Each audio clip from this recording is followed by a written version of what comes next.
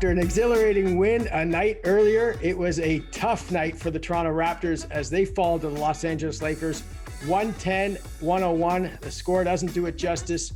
Raps record now 11 games under 500 at 20-31.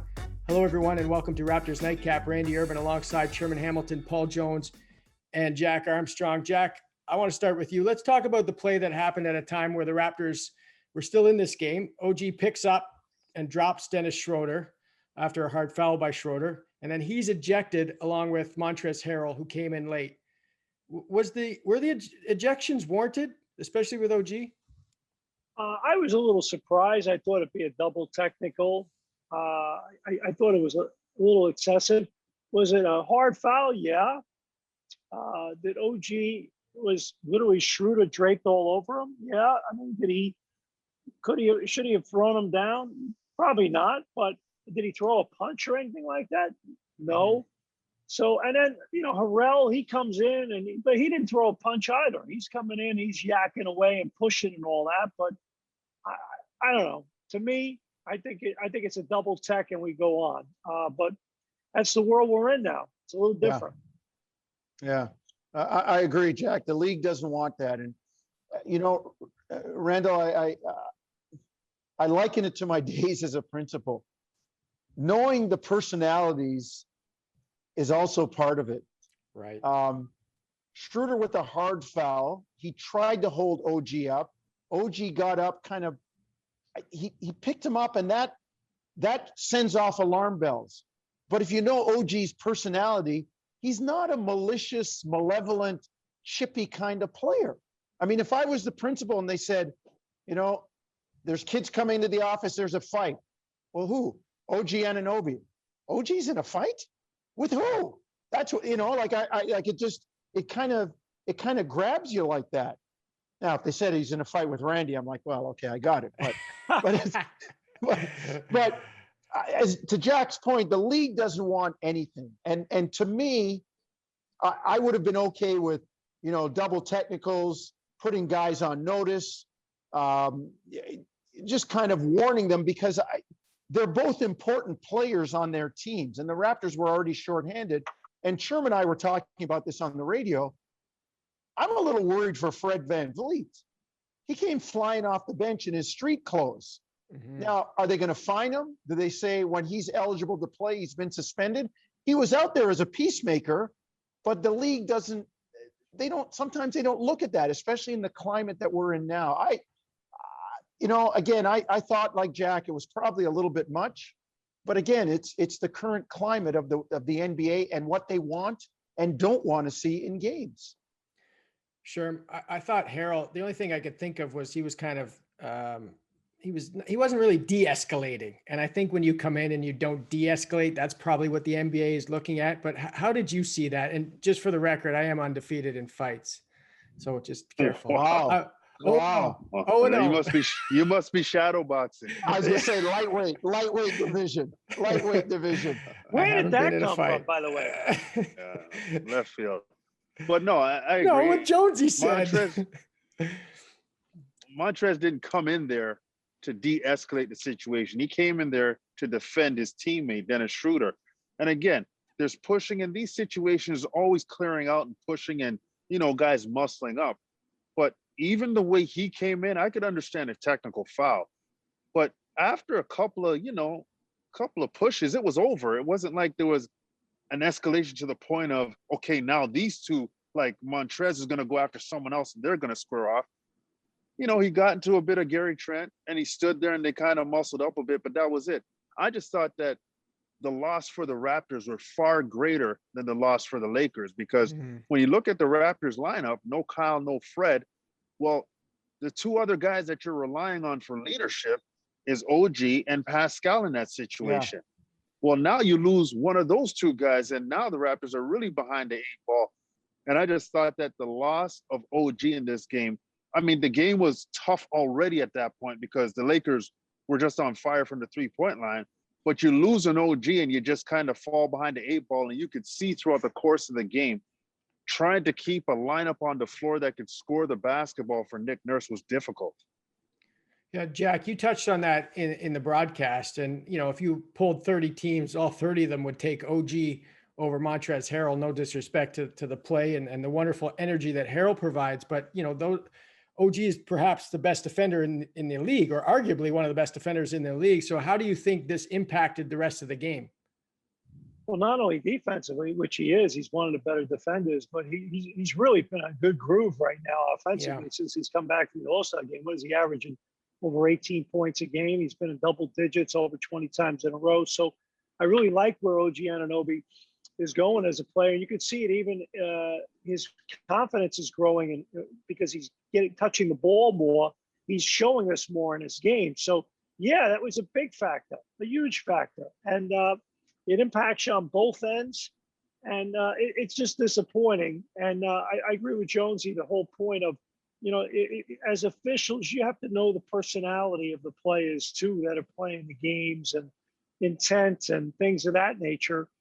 Yet, you got to do it by a case-by-case basis. But no, that was a critical blow for the Raptors. And, you could see it in, even though they came back and made a little bit of a game of this, they were outscored by 19 off the bench. When you're asking your bench guys to have to do way too much, it's going to carry over eventually. And Jonesy, the Lakers come in without AD, they come in without LeBron. And I think Raptor fans are kind of thinking, okay, this is a game they can get, and rightfully so. But, the Lakers' blueprint for winning was on full display tonight. Yeah. Look, I thought Marc Gasol did a good job. The Lakers moved the ball, and man, did they shoot the heck out of the three ball. And part of that is them, because that's what they do. I mean, they would surround LeBron with shooters, and he's not out there. So they move the ball for their shooters, get paint touches, kick it out, swing it around. I mean, that's the way they play. And then to make it worse, you take a defender out of the lineup for Toronto, and it gives the Lakers a supreme advantage. And interesting that Schroeder stayed in the game, and he's the guy that's still running their offense. He's a guy that even when LeBron's on the floor, Schroeder will have the ball in his hands at times and orchestrate the offense. So, the other part of that too is the size. I mean, the Raptors, kind of long and angular, but I mean, you look at like Gasol, Kuzma, Morris. These are big guys. These are big players that can play on the perimeter and can rebound too. And again, the Raptors get beat. They get beat on the boards tonight. It doesn't look that bad, but it was a pretty substantial margin at one point. Hey, Sherman, Pascal, kind of came on there in that fourth quarter, but struggled a little bit earlier. Were the Lakers doing anything to kind of take him off his game early in this one? Well, I think sometimes Pascal gets caught, not playing physical enough. And in this game, you're going against a front line of the Lakers that's pretty physical. And Pascal settled for some shots early. I thought his lines weren't straight. He wasn't driving in straight lines. He was kind of driving on angles to try and score. And when the game starts like that for Pascal, you just get a bad feeling about where it can go. And we saw him settle for some shots where he knew he just wasn't going to be able to penetrate the defense. So it was a tough start for him. And one of the things is they need leadership from Pascal. They need him to be that guy in these moments without guys in the lineup. And as soon as OG got taken out, you could see them say, okay, we're going to just throw the kitchen sink at Pascal, and we're going to make everybody else try to score. And Pascal really became much more of a passive player at that point. But in the fourth quarter, it was good to see him just find something, because he's going to need something positive going into that Thursday night game against Chicago. So hopefully what he did in the fourth quarter will bring some good vibes to him, and he'll be able to produce at a high level against the Bulls. Yeah, Jack, just, building off that and moving forward from tonight, when you look at, no Fred, no Kyle, it's an opportunity for other guys to show what they can do. So who impressed you from the Raptors tonight? Well, I think a guy that impressed me is DeAndre Bembry. I think he's had some moments where he's shown a little bit of fight, and he had 5 steals tonight. So, and then the other guy is, even though Malachi Flynn had a really rough start to this game, I thought he kept playing. And, I said this during the game, and I'm a big believer in it. It's not about your comfort. It's about your character. And it's easy playing with a lead. It's easy being a front runner. I want to know what you're about. What's your motor? What's your compete? What's your jam when you're losing? And things don't look like you're going to win. What kind of habits do you have? What kind of ball player are you? Is there still a level of professionalism? And I like what I see from Flynn. I like what I see from Watanabe. Again, now Watanabe's more of a role player, but I like that. When you're starting to think about putting together a roster down the road, do you want guys in your room like that, or do you not? And I'd rather guys like that in my room, because in defeat, they showed me something. And you know what? Jonesy and Sherman, you guys know this. You judge a guy a lot of times on how they handle defeat just as much as they handle success and the way they carry themselves. Jack, to that point, Sherman and I talked about this on the radio. When the Raptors went down 34, from that point on, they won the game by 24 points. Like, they just kind of kept coming. And even though, you look at it and you say, well, they're not gonna catch up. They may not catch up. They may not win this. But they didn't care. They kept coming, and they were scrappy, and they were plucky, and they were trapping, and they'd miss a shot and they crash the offensive glass, or they're down 16 with a minute and change to go, and they're still trying to block shots at the other end. And that, as you say, Jack, that speaks to your character, and it's something that Sherman and I noted on the radio. I mean, they won the game by 24 points after they got down by 34. The problem was, you can't get down by 34 points to a good team and expect to climb all the way back up the hill. Guys, I had a coach tell me one time, what kind of teammate are you on your worst day when things aren't going your way? Who are you? How are you going to react? And I thought, to Jack's point, we saw some good reactions from some guys that were in a situation where they could have easily laid down. Good stuff as always, guys. Got to stop you there. Next game for the Raptors Thursday night against the Big Bulls one in Tampa. Yep, 7:30 p.m. Eastern. Yeah. See you then.